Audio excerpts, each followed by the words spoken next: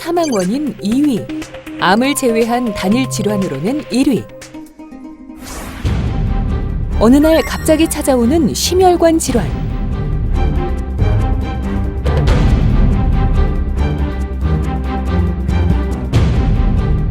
우리를 살아있게 하는 중요한 기관, 심장. 심장에 혈관이 막히면 심장도 멈추게 되는데 갑작스런 가슴 통증을 느낀다면 심혈관 질환, 특히 협심증 심근경색을 의심해 봐야 되는데요. 나이가 들면 그 누구도 심혈관 질환에서 자유로울 수 없습니다. 끊임없는 관리가 여러분들의 심장을 건강히 지킬 수 있습니다. 혈액을 순환시켜 생명을 유지하는 인체의 엔진, 심장. 심장은 좌심방, 좌심실, 우심방, 우심실의 4개의 방과 대동맥 판막, 폐동맥 판막, 승모 판막, 삼천 판막 이렇게 4개의 판막으로 이루어져 있는데요. 판막은 혈액이 거꾸로 흐르는 것을 막아주는 역할을 합니다.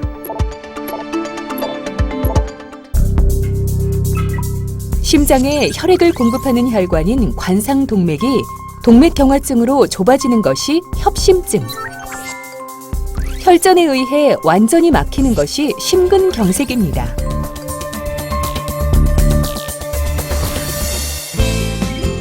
가슴에 통증을 느꼈다면 심장에 혈액을 공급하는 혈관에 이상이 생겼다는 것.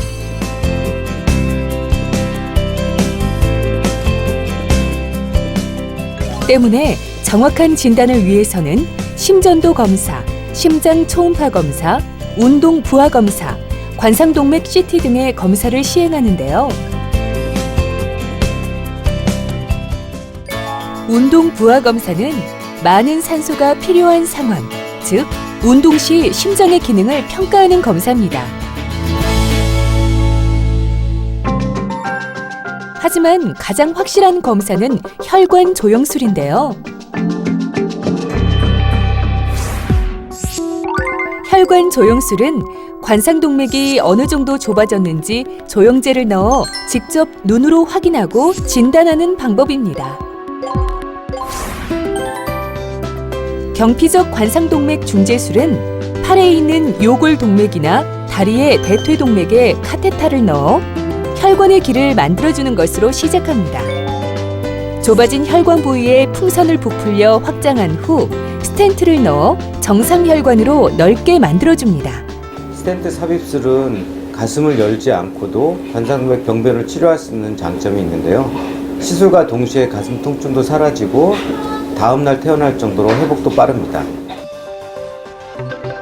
한편 고령화 인구가 급증하면서 70세 이상 노인들에게 최근 중증 대동맥 판막 협착증이 증가되고 있는데요. 심장은 하루 평균 10만 번 수축과 이완을 반복하게 되는데요. 이에 따라서 우리 대동맥 판막도 10만 번 열리고 닫힘을 반복하게 됩니다. 이것을 60세까지 하게 되면 평균 20억 번 열렸다 닫혔다 하게 되는데요. 이렇게 오랫동안 사용하게 되면 판막에 손상도 일어나고 염증도 생기게 됩니다. 이러한 현상이 계속 되다 보면 석회화가 생기게 되는데요. 이런 석회화 현상이 일어나면 판막에 유착이 일어나서 대동맥 판막이 잘 열리지 않게 됩니다. 이런 상태를 대동맥 판막 협착증이라고 합니다. 경피적 대동맥 판막 치환술, 즉 타비 시술에 사용되는 판막은 풍선 확장형 판막과 자가 팽창형 판막이 있습니다.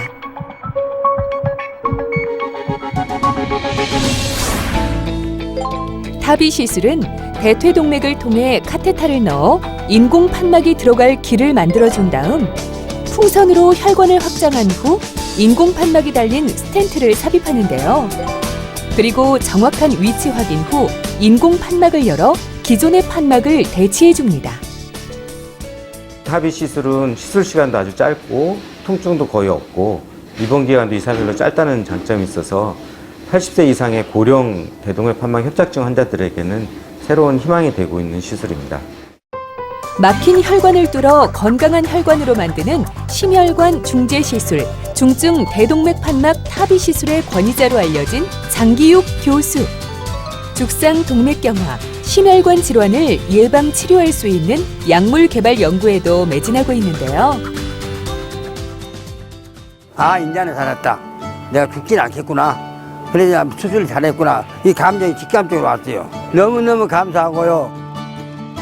저는 고령 환자들한테 가족과 같은 의사가 되고 싶은 게 하나의 꿈이고요.